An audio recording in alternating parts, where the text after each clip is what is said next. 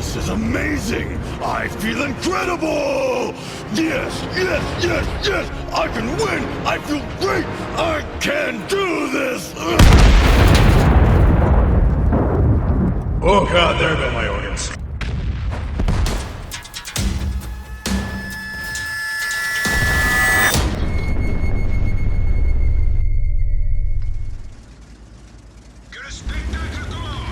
Hello everyone, my name is GetWrecked, and welcome back to World of You Can't Rely on Your Teammates, so why should you even play this game if you want to have fun? Today, I am extremely disappointed in World of Tanks and I don't want to play it anymore. Because it's ×3, because it's Wargaming's 5-year anniversary, or World of Tanks 5-year anniversary, in Europe. Congratulations! It's as if the weekend is here because every single donkey is playing. Can you tell I didn't have fun in World of Tanks so far today?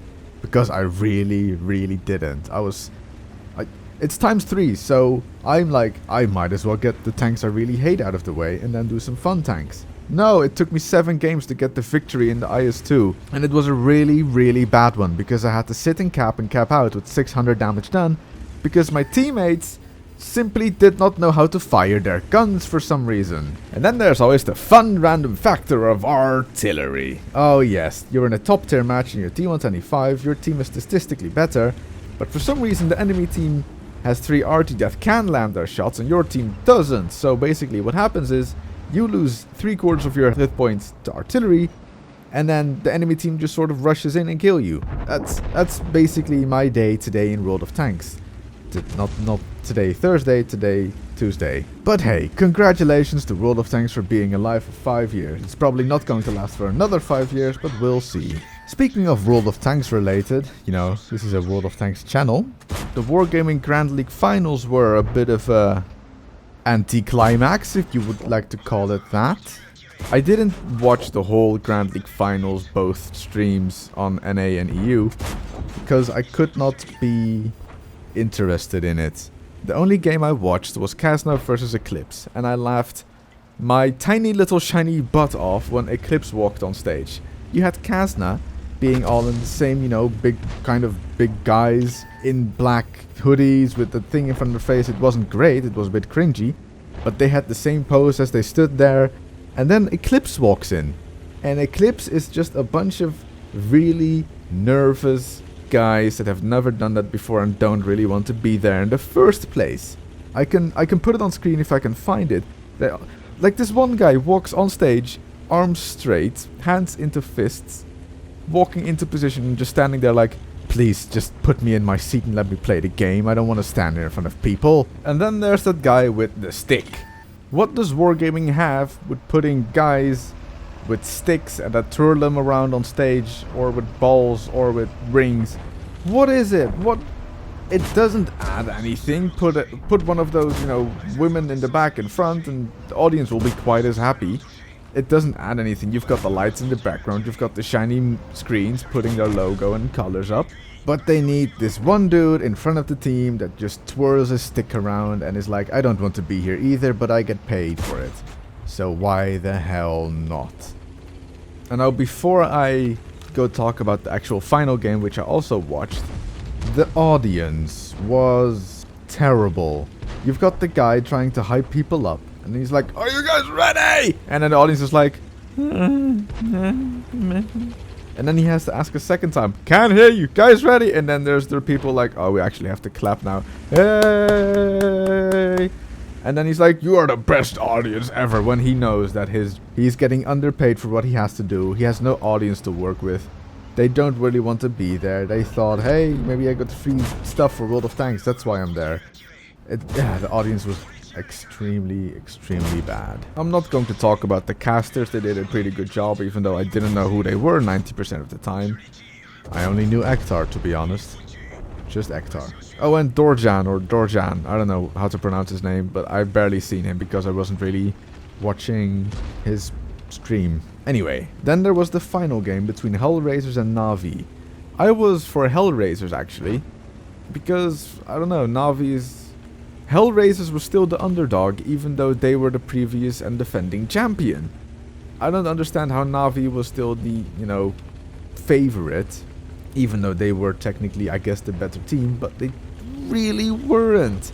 In the final game, Na'vi was constantly like 2k health down. They were not winning it ever. But then Applewell makes the mistake that he will regret for the next 5 years, because it cost him a lot of money. He got his Badget stuck in a near vertical position, making him unable to move out of it or shoot anything but the rock right in front of him. Inspirer was like, I can now win this. So all he had to do was just let the timer bleed, kill the guy that was trying to cap, and just run away. He didn't know Applewell was stuck at that point. All he did was, I'm just going to run away as far as possible, and if the cap doesn't go, I know I won. And Applewell just sat there like, yeah, I've got 1400 health or close to that. Ain't gonna do nothing but sit here and watch this rock. And watch as my life sort of dwindles away and my soul remains to stab me in the heart. It was a bit painful to watch because Hellraisers was winning. Hellraisers were actually winning that match. And I didn't see it live. I saw it half drunk in bed. I was like, how did Hellraisers lose this? Applewell, no! I should stop drinking. And one last thing before I continue off the subject. During one of the Hellraisers Na'vi games, they gave away a code. They put it on screen, and it was something like Grand Finals WG 2016. Now when you tried to enter this code, nothing would happen. The site would encounter a technical difficulty and you could not enter the code, which was interesting. So I tried the next day to enter the code and it said, hey, you did it! And then I asked people on TeamSpeak, what did you get from the code if it worked? And I say, nothing. No, instead what you get are missions to do in team battles, so you can get like personal reserves, which is, I don't know, people don't really watch it and then think like, I can do this, let's play team battles, friends, and then you all suck. Because it takes quite some, what is the name? What is the word? When you bond with people, coordination, synergy, that kind of stuff.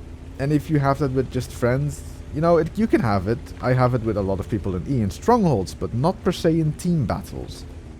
But hey, it was Wargaming's way of trying to get people to play the team battles more. Because that's what they're good at. They're good at making game modes that people don't really play. Rampage mode, historical battles, team battles, and so on. Hey, do you guys remember that game mode that World of Tanks added? It was not a special game mode next to the random battles, it was in the random battles, and it was nation battles. So the British versus the Americans, and the Germans versus the Russians. I wonder where it went wrong. After, you know, you would come against the French and all they would have is auto-loaders and they would clip everyone in milliseconds. It was a weird game mode, but I actually kinda liked it because I could grind my Crusader really easily in those matches for some reason. At least that's what I did. I'm pretty sure Wargaming will not bring that game mode back, even though I would still kinda like it. You know, it's better than being in Encounter and having your team rush the base and the enemy team kill everyone. Anyway, what's happening in this Lorraine game? Well, I'm 2v1 against an E75 and a Super Pershing.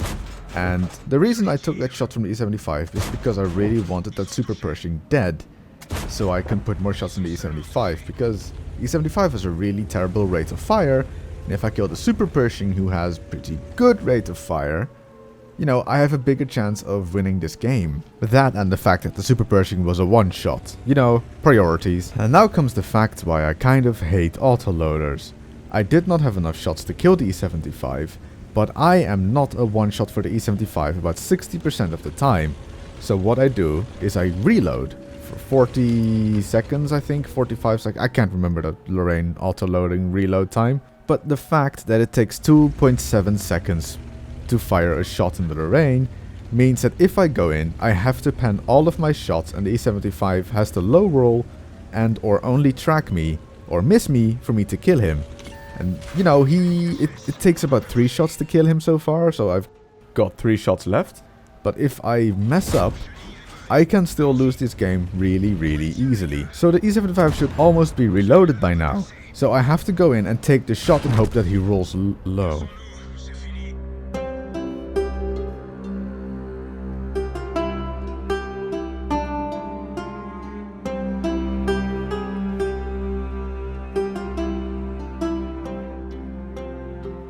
You know what? I think you need some cheering up after that terrible ending of that last game. I am here playing the IS-7 in a platoon with Harmon and Quickie Baby on Corellia. Now this game happened a few weeks back on stream, and it is sort of infamous. I don't know if you've probably heard people talking about, Phil, when you're going to upload that IS-7 replay or anything. It's been a few times in the comment section and stuff here and there. Well, here it is. And the IS-7 is probably the most famous tier 10 heavy tank together with the E100. Now why is that? Well, the E100 comes from the Tiger line and the Tiger 2 line, which are very, very famous tanks. And people want to have those, and they just decide, you know, I'm going to keep grinding this line and see where it ends. And that's how you get the E100. Now why the IS-7? No, the IS-7 comes from the IS, or not even the IS-8, the T10, the IS-3 and the IS line, which comes from the KV. And the KV is a really, really famous tank, especially in the Russian server, but also in the EU server, because it has really good armor, a good gun for its tier. And then people decide, you know what, I'm going to keep grinding this line and see where it ends. And you come across the IS-3. And the IS-3 is also a really, really good tank for its tier. Then you get the T10, which is mediocre, some people think. I liked it. And then you get the IS-7.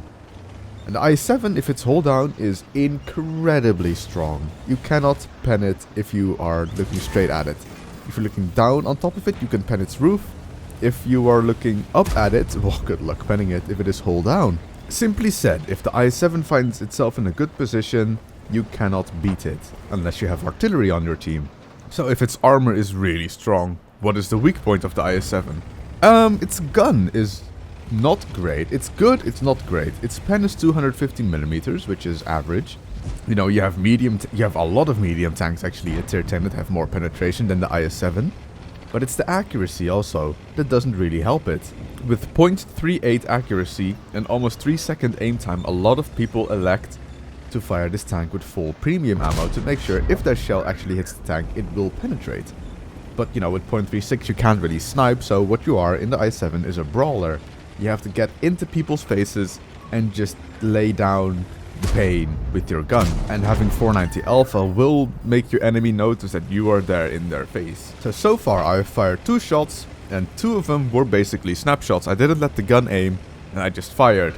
There is Stalin for you. He will make sure you will pen your shots, if you are lucky enough for that one game. Now there's something I want to talk about, which I noticed in my videos. I have noticed that I've been putting up a lot of Windstorm games up on my channel of me playing on that map.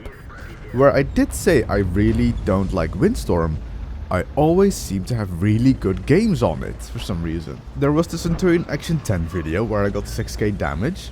There is the T125 video with Reese and Fancy Alex where we carry and get a crucial contribution. There's the Jagdtiger 88 video, which was in Dutch, which was the April Fool's video. And there was the Type 61 last week. I've got a lot of Windstorm games up on this channel all of a sudden. And I don't know why. I always seem to be in the correct position to make sure I get a sneaky shot off into the enemy and win the game apparently and have a good game out of it. I really don't understand. But hey, I'm not complaining. I hate the map, but apparently it's my map where I do good. So I not complain, do good, I do. And there's another thing. Next week, Operation Typhoon starts. And Operation Typhoon, I've talked about it before, is a Clan Wars campaign. 13 days of tier 8 shenanigans where we will scream at each other and hopefully get a Chieftain T95 in the end. But that's not what I really want to talk about. It's the fact that if you play Strongholds or Clan Wars, you will come across a team that will camp in their base. And there are actually a lot of maps where they could easily camp in their base. And the problem with the camping tactic is, if it works, they think it is a good tactic and they will keep doing it. So that will basically ruin your chances of having an exciting game in Strongholds. If every time you have to play against a team which is statistically worse, you know they're probably going to camp. I'm not saying this is the case every single time, but we've been noticing it in Strongholds more and more, that if a team that is statistically worse than your team, they are more likely to camp because they think they have a bigger chance of beating you, instead of going out in the field and having a head-on fight, because, you know, they probably think that our commanders are better. Like, for example, we've played against 90D, we've played against F-15, we've played against Omni a few times. In the beginning, we camped, because we did not know what we were going to expect from them. If we would have gone out, their commanders would probably send tanks around us and they would pincer us, and that happened. But camping wasn't fun. Camping didn't make us achieve anything if we did actually win. We just sat there like, oh, we beat you. But with what kind of a tactic? Sit in bush and wait until they run in front of our guns? That's not fun. So nowadays, if we meet a team like 90D, F15, whatever, we go out and fight. And if we lose, we know what their tactics are and we can work with it and make it our own. There is no point. Yeah, it's fun to see how they break a camp and we could use it. But still, camping is not a tactic. You've got, for example, Lakeville. If you have the northern spawn, they're all going to camp in the big mountainy bit behind their cap. And every time you don't have artillery, you just think, well, this is lost. They're just gonna camp there with heavies and sit there for the entire game. There is Mountain Pass. If you have the western spawn with the glacier road, they're just going to sit in the glacier road and wait until you run into their cap. We were playing a clan war game on Himmelsdorf 3 days ago, and we took 3 5100s, a light tank, and the rest IS-3s. The enemy, who had the southern spawn with the church in the middle of their cap, had 10 IS-3s and sat waiting in one of the streets looking at their cap, waiting for us to assault them, because that was their tactic. And they beat us because they killed our light tank who was running into cap within milliseconds, and then just sat there waiting for us to make the mistake of pushing in. That's not a tactic. You can't sit in base and just wait for the enemy to make a mistake. It's not fun to run into those teams, and I really hope Wargaming are going to change those maps, but only for strongholds. In randoms they could work, but not in strongholds. I think Wargaming should make a difference between stronghold maps and random maps. Now back to the IS-7 game. What was happening? Well, I was constantly hulled down against a lot of tanks. The 268 missed me point blank for some reason, which caused me to put 2 shots into his upper plate. And the Carnarvon was actually the only tank to damage me this whole game, because he was firing at my lower plate, which is a weak spot on the IS-7. And I just sat there, constantly firing my gun at people that popped up in front of me. I took a shot for John Harmon a while back from the 268 to protecting and hopefully keep him in the game so I would not get rushed. But they didn't rush me, so I just sat there and was like, thank you, and thank you for the damage.